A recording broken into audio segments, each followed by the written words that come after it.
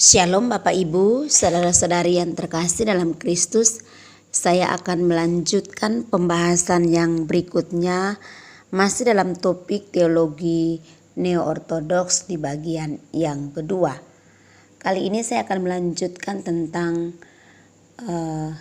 topik-topik pembahasan mereka, ya, tentang doktrin, ya. Saya bagian yang berikut adalah doktrin dosa dan keselamatan. Menurut teologi neo-ortodoks, doktrin dosa dan keselamatan adalah bahwa dikatakan manusia telah bersalah dan berdosa di hadapan Allah. Namun demikian manusia dapat diselamatkan, tapi hanya melalui iman. Dosa-dosa manusia akan ditebus karena anugerah Allah dalam Kristus saja. Hanya mereka yang percaya yang akan dapat menerima keselamatan. Nah, Bapak Ibu, saudara-saudari yang terkasih dalam Kristus, penjelasan ini menegaskan kepada kita bahwa berkaitan dengan doktrin dosa dan keselamatan, bahwa betul manusia sudah berdosa. Karena itu manusia tidak bisa menyelamatkan dirinya sendiri. Manusia berdosa hanya bisa mengalami keselamatan melalui penebusan di dalam Kristus. Dan keselamatan itu adalah anugerah. Jadi seseorang percaya dan menerima Kristus, yaitu adalah anugerah. Ya, keselamatan itu tidak dihasilkan karena kita berbuat amal, ya. Saya sudah bahas di sebelum-sebelumnya. Lalu yang berikutnya lagi adalah doktrin tentang penghakiman. Menurut neo-ortodoks bahwa kedatangan Kristus merupakan datangnya penghakiman atas dunia ini.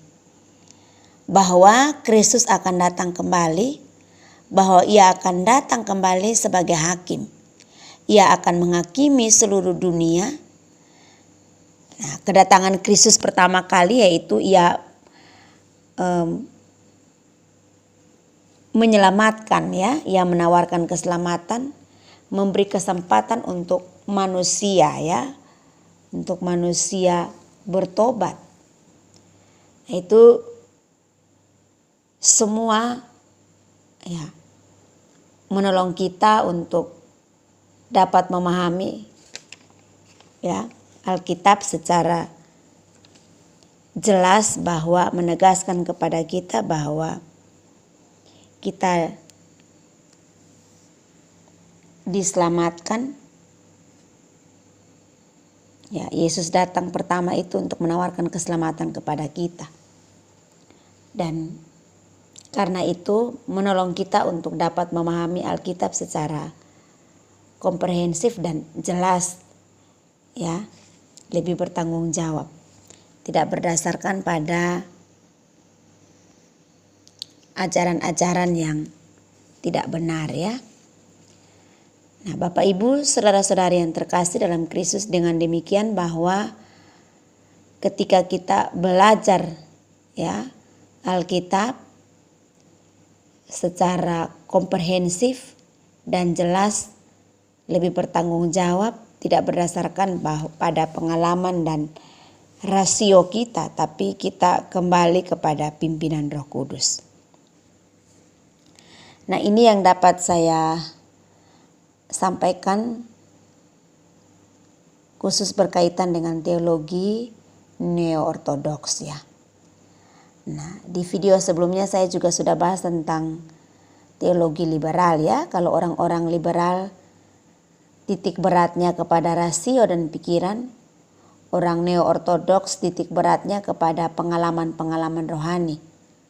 Maka teologi Injili lebih menekankan kepada pimpinan Roh Kudus.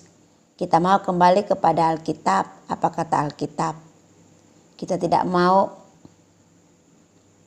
menonjolkan rasio atau pengalaman-pengalaman. Karena itu mari kita perlu belajar dan rendah hati bahwa segala pikiran dan pengalaman kita tunduk di bawah pimpinan Roh Kudus. Apa yang salah, apa yang, ya, saya sampaikan tentu masih banyak kekurangan atau ketidaksempurnaan.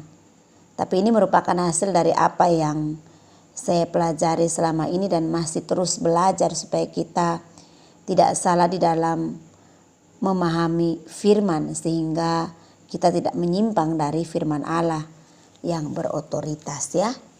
Jadi kiranya baik itu teologi liberal dan teologi neo-ortodoks yang dapat saya bagikan ini menolong kita untuk belajar dan terus belajar seiring perkembangan zaman yang ada. Tentu proses ya, membutuhkan proses belajar ya.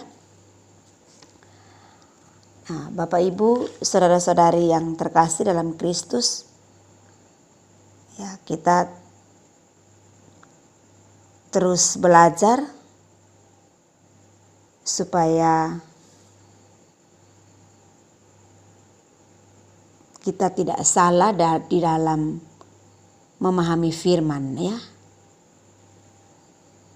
Dan kita terus mempercayakan hidup kita dalam pimpinan Roh Kudus dan tunduk kepada otoritas firman Allah. Kiranya uraian ini menjadi berkat bagi kita. Tuhan memberkati. Sampai ketemu dalam video-video berikutnya. Kiranya menjadi berkat. Amin.